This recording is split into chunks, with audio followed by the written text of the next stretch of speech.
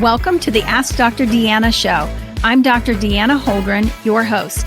Join me weekly as I cover various health-related lifestyle medicine topics that you get to request.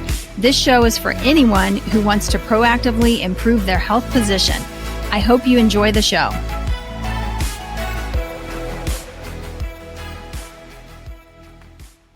Hey, everybody. Thanks so much for joining me today. I have been so excited to bring you, great topics in the month of January, topics that hopefully you have found helpful in supporting your weight loss goals, helpful in terms of supporting, just detoxification and healthy reset, getting things back on track after coming through the holiday season. So today I want to finish that, not finish it, but I want to continue on. We're actually going to do one more series in that regard next week. But today I want to talk a little bit about reversing insulin resistance. And this is a really hot topic. This is an important topic. This is one of the very best things that people can do for their overall health. And this is certainly something as a family practice physician I deal with every single day in my medical practice. And, the reason I deal with it is primarily because of the standard American diet and what we have been gradually trained to transition to or to start eating really over the past 30 years. And so let's start off. Let me get, very specific about what insulin resistance is and really what I see, as the key problem, and then why it is so important and makes such a dramatic impact on overall health. So insulin resistance is this whole phenomenon where we're basically eating too many carbohydrates, too much sugar in the diet. And, if you look at statistics of how much sugar does the average American eat or consume in 1 year today versus say 30 years ago or really 50 years ago, it's unbelievable, you guys. It is absolutely an unbelievable number. And I know when I've looked at that statistic before, I've actually thought, well, there's no way that can be true. There's no way that Americans are actually consuming that much sugar in a year, currently. But then when you stop and you think about sodas and you think about, the fact that there's, sometimes a fourth to a half a cup of sugar in a drink such as that. I mean, it's just unbelievable when you look at the grams of sugar that would be in our foods. So what has happened is, we end up on this yo-yo of elevated blood glucose. And, our bodies are absolutely amazing. And when we have high blood sugar, okay, so I eat high carbohydrates or something with sugar in it, my blood sugar is going to increase. My body is designed to keep that under control, okay, to keep it lower. And so what it does in response to that is my pancreas will produce a bunch of insulin. And as it's producing this insulin, the insulin should bring that sugar back to normal range so that I don't have all of this blood sugar in my bloodstream. Okay. When you have super high levels of sugar in your bloodstream, it is literally like your heart is having to pump ketchup.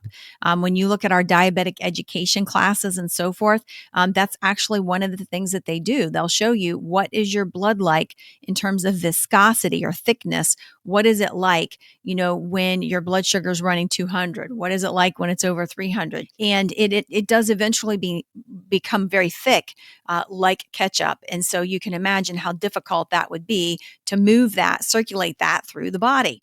So basically, our pancreas will produce a bunch of insulin to bring that blood sugar down and keep us at a normal, steady state in our bloodstream. Well, the problem is, we typically are eating so many carbs and so much sugar that the insulin keeps going higher and higher. And the reason behind this is that our cells become less sensitive over time to the insulin if we are in a continuous high insulin state. So what would be a continuous high insulin state? Well, typically, if we're eating a carbohydrate heavy diet with all of the grains, you guys have heard me say before that, if you want to fatten up a cow in the field, what do you feed it? And the answer is grain. You feed it corn, you feed it grains. And it's the same for us. If you want to fatten up a human, what do you feed it? You feed it grain.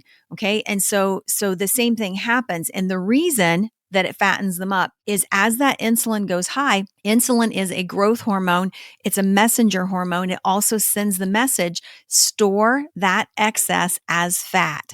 Store it for a bad day when we don't have food available or whatever. And so we will pack that on as fat, and we have this vicious cycle. So typically what we see in a standard day, a standard work day for a lot of people in the US is, they eat a high carb diet. Think about most breakfast foods. If people are eating cereal, that is very high carb. So they eat the high carb diet. Their pancreas goes to work, produces a bunch of insulin. That sometimes the insulin overshoots that, and now it drops their blood sugar lower, and they're feeling just, not real great, whatever. And then next thing you know, they go get more sugar, maybe out of the vending machine at work. And they're on this roller coaster that is elevated insulin crash, elevated insulin crash, elevated insulin crash. And it is basically leading or contributing to obesity. It's one of the biggest problems that we have.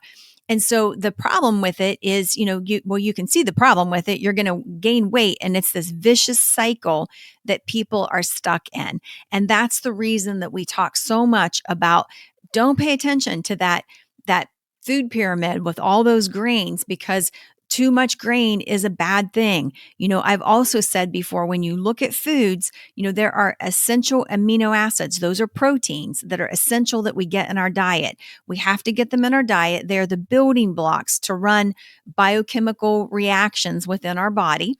And so we've got to eat that.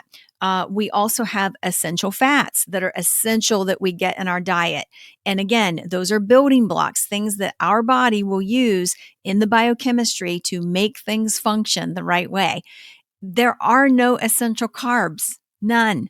No essential carbs. And quite honestly, you can get plenty of carbs from the fresh vegetables that you're eating. So when we look at transitioning this diet, and it's not to say that you can't have any carb. I typically try to steer my patients toward a limit of about 50 grams a day if they are trying to lose weight. Now, kids kind of fall into a different category here with carbohydrate consumption, but we want to have moderation. What we see in the standard American diet is far from moderation. What we see in the standard American diet is an encouragement of endless amounts of grain, and limiting some of the other stuff, right? Okay, so that is not healthy. It's not a healthy approach. It's not sustainable, and it will typically end up pushing toward a 5 to 10 pound weight gain every single year, because you are having to rail against or fight against those elevated insulin levels. So in my practice, when I'm doing, annual wellness exams, I typically, if I can get it covered by insurance or whatever, I actually like to order a fasting insulin level, because that kind of gives me an idea what's going on in this person's body. They may not be in that pre-diabetic category yet, but if their fasting insulin level is high, then I'm going to tell you they are pre-diabetic. Okay. That is the phase before diabetes. So if that fasting insulin is running high, they've not even had anything to eat and their insulin is high. That tells me that they are consistently throughout the day running high insulin levels, fat packing, packing everything they eat on as fat. And they are most likely going to be feeling this yo-yo of energy that is up and down, up and down, up and down. So one of the things that we teach is this lower carb, reducing the carbohydrate content. And of course, if you're reducing carbs, you need to get your calories from somewhere. And most of us actually end up eating too many calories in a day. But if you're reducing your carbs, you're probably going to find that you need to increase, your fat content, your healthy fat content.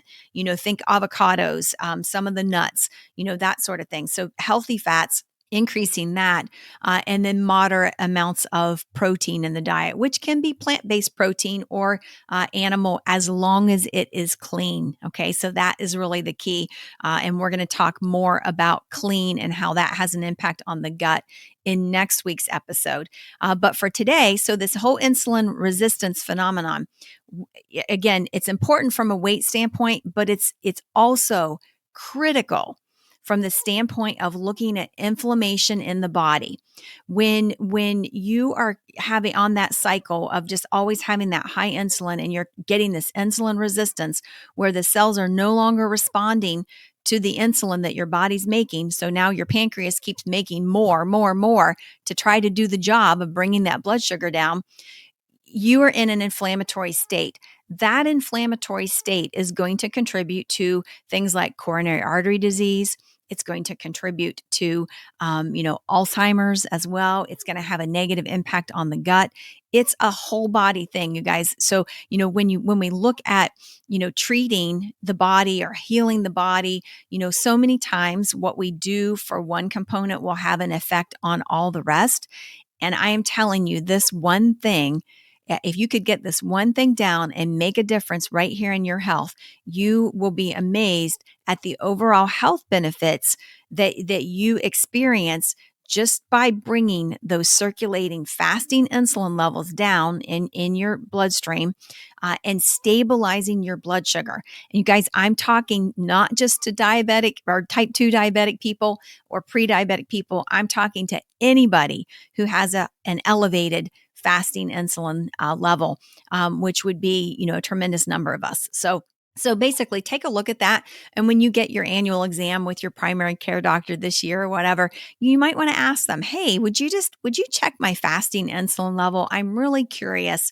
I've heard that can be a precursor to prediabetes. And I just really want to see, where I am on that scale. So I encourage you to do that. And I know that making this change toward, eating, lower carbohydrate, less grain is going to benefit so many of us in so many great ways. The other thing that we see playing in here that is a really powerful key, and I talk about it all the time, it's intermittent fasting. And even if you're not a true intermittent faster, if you can just, commit to fasting for 12 hours every single night, that's really not intermittent fasting, you guys.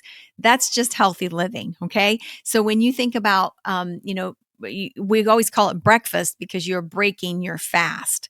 Okay. If you eat dinner at 7 p.m. and then you have breakfast at 7 a.m., you're going to probably say, well, that's kind of normal, right? But the reality is so many people are not fasting that 12 hours. They're eating late at night and then they're, eating during the night or early in the morning. And so what happens is it's just a constant steady state of sugar, sugar, sugar, sugar. And if that's you, if you're not fasting long enough, the full 12 hours, or if you're eating really, really high carbohydrates, your last meal in the evening, or you're eating a lot of sugar, chances are you wake up starving, absolutely starving because of what is going on metabolically during the night in your body.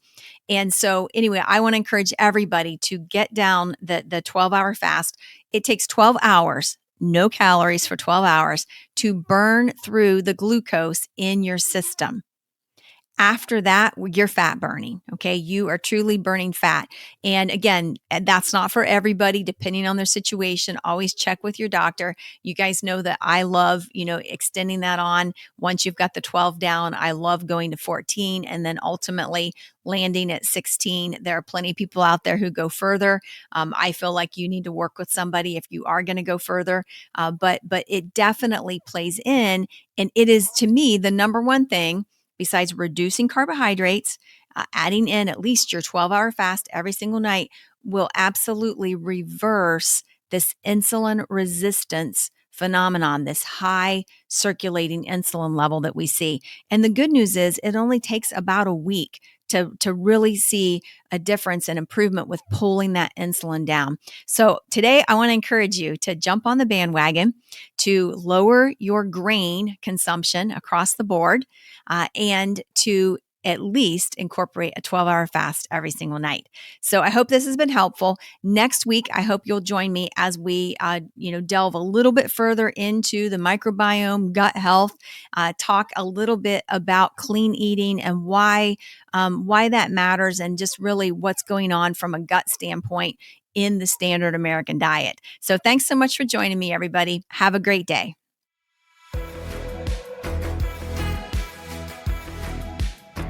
I hope you enjoyed that episode. For more information, visit me at deannaholdren.com. Find me on Facebook, Instagram, and Twitter at Dr. Deanna Holdren. I really want to hear from you, so message me. I love taking your messages and creating topics from them. Please rate, review, subscribe, and share my show with those who have an interest in health and wellness. Thank you for tuning in, and see you next week.